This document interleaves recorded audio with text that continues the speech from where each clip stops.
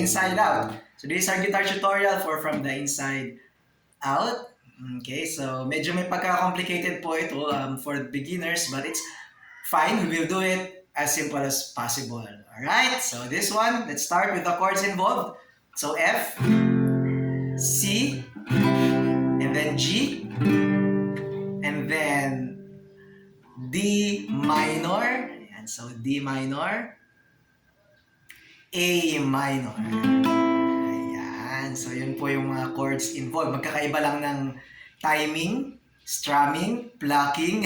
Pero yung pagdating po sa strumming or plucking, I'll leave it to you guys. Okay, I know you can handle it. Pwede mo siyang strum or pluck as long as you're in the right timing. Okay, for intro, it's F,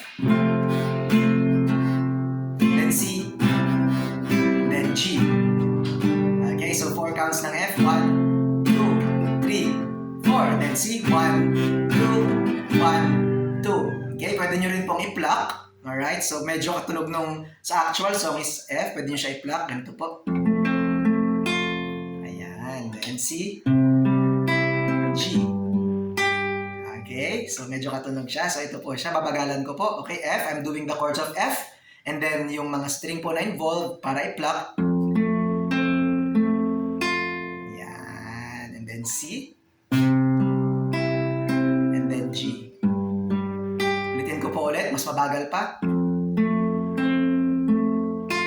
Ayan. And then C. And then G.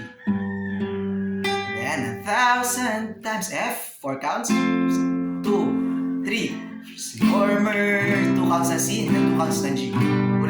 Ulitin lang po ulit natin. Should I F stumble again? And I'm caught C. Then G.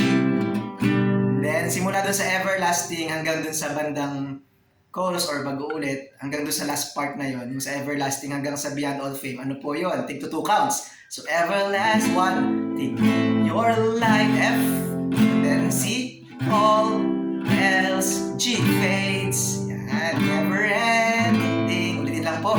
Your glory goes beyond all fame. So mag-second verse po, so pwede nyo po apply yung intro ulit. Yan, let's see. Your will above all else, my purpose remains.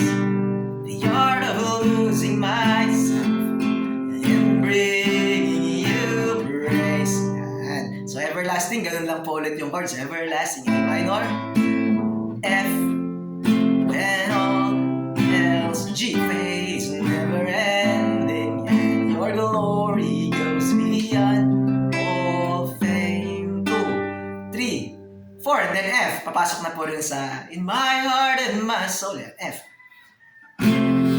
4 counts po ng F. 1, my heart and my soul. C, I give you control. Then A minor, consume me from the G, inside out, Lord. Then F again, let justice and praise. A minor, become my embrace. G, to love you from the D minor, inside out. Then ulit lang po sa everlasting, which is the same chords nung kanina. Everlast, A minor, tagda 2 counts na po ito, no? Everlasting, your light will shine when all else fades, never ending. Again, your glory goes beyond all fame. And then papasok po yung and the cry. Ano lang po siya, tigda 2 counts pa din, alright? Pero ang chords po niya ay and the cry, C of my heart, F is ring G. A minor, from the end, F, side, the G of my soul, Lord my soul, G, F ulit, cries out. Yan, ulitin ko lang po yung sa part na and the cry, yan, and the cry of my heart, F is ring G. You praise from the inside, G of my soul, cries out.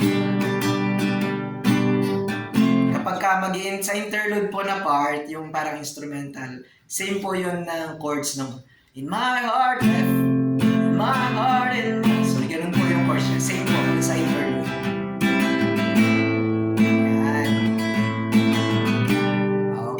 after po nun, pwede kayong magpasok ulit ng Everlasting or kung gusto niyo pong ulitin yung song, if you're in a praise and worship team, kung ipaulit po ng worship leader, then just do the same chords. Alright? So thank you so much for watching and God bless you all.